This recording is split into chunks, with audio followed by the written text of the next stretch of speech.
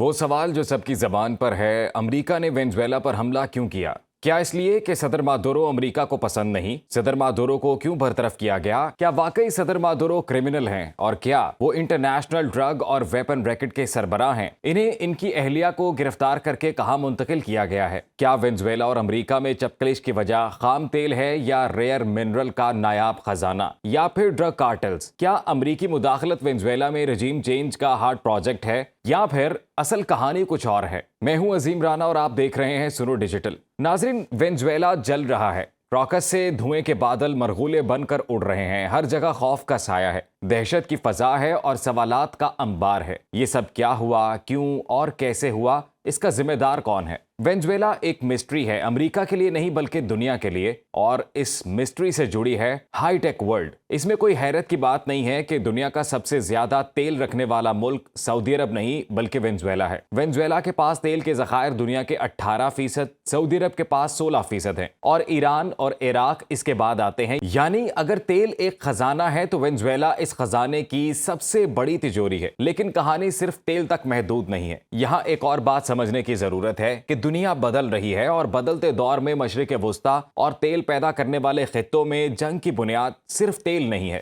جنگیں آج معدنی ذخائر پر کنٹرول کے لیے بھی لڑی جا رہی ہیں، خصوصاً نایاب معدنیات کے چھپے خزانوں پر کنٹرول سب کی خواہش اور منصوبہ ہے۔ نایاب معدنی خزانہ یہ اصل میں 17 زمینی دھاتوں پر مشتمل ایک گروپ ہے۔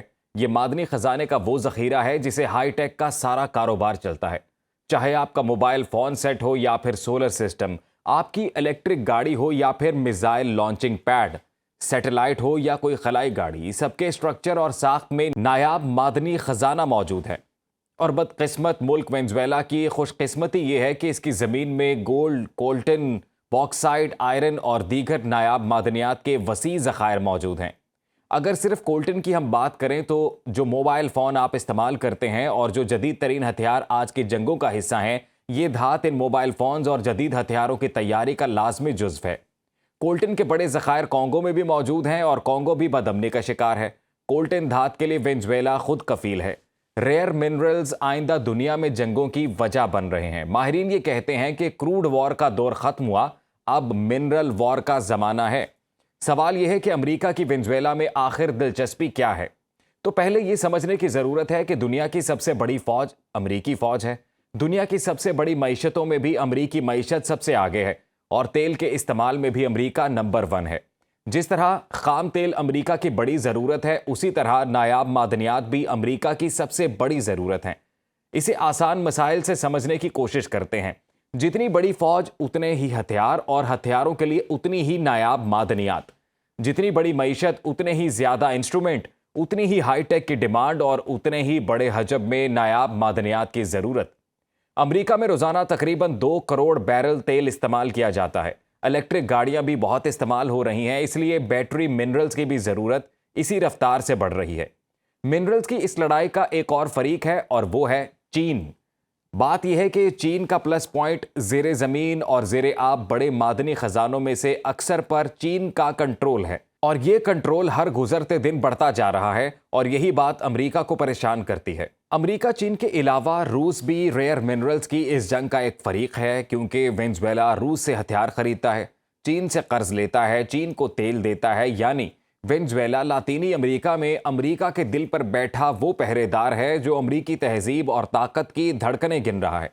وینزویلا امریکہ کے دشمنوں کے قریب ترین ہے، اور یہی وہ چیز ہے جو امریکہ کو برداشت نہیں ہے۔ امریکہ کی ایک پرانی سوچ ہے مونرو ڈاکٹرائن، یعنی لاطینی امریکہ ہمارا علاقہ ہے، یہاں کوئی اور طاقت مداخلت نہیں کرے گی۔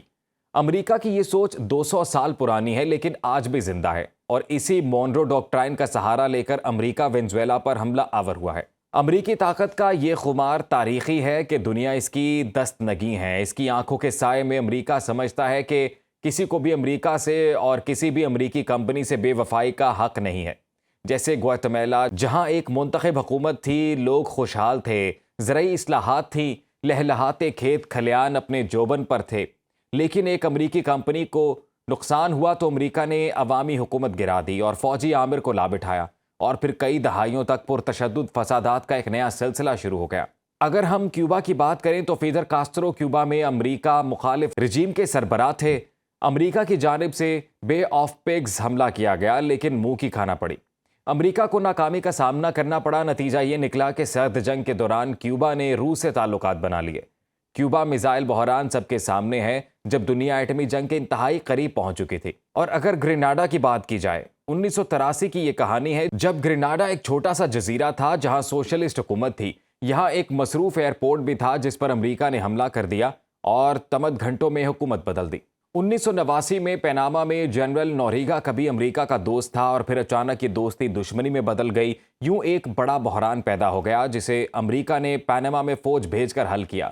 جنرل نوریگا گرفتار ہوا اور لمحوں میں پیناما کی حکومت بدل گئی۔ ناظرین، امریکی مداخلت اور بدلے کی ان تمام وارداتوں میں رجیم چینج کے امریکی منصوبے کی ہر بار وجہ مختلف تھی لیکن طریقہ ایک ہی تھا۔ اور کیا اب وینزویلا کی باری ہے؟ اور کیا وینزویلا کے بعد ایران کا نمبر ہے؟ یہی وہ سوال ہے جس کا جواب ہم تلاش کرنے کی اگلی ویڈیو میں کوشش کریں گے۔ میں امید کرتا ہوں آپ کو یہ ویڈیو پسند آئی ہوگی۔ اگر پسند آئی تو اسے شیئر کیجیے گا، چینل کو سبسکرائب کیجیے گا اور اس ویڈیو کو لائک کیجیے گا، کومنٹ میں اپنی رائے کا اظہار ضرور کیجیے گا۔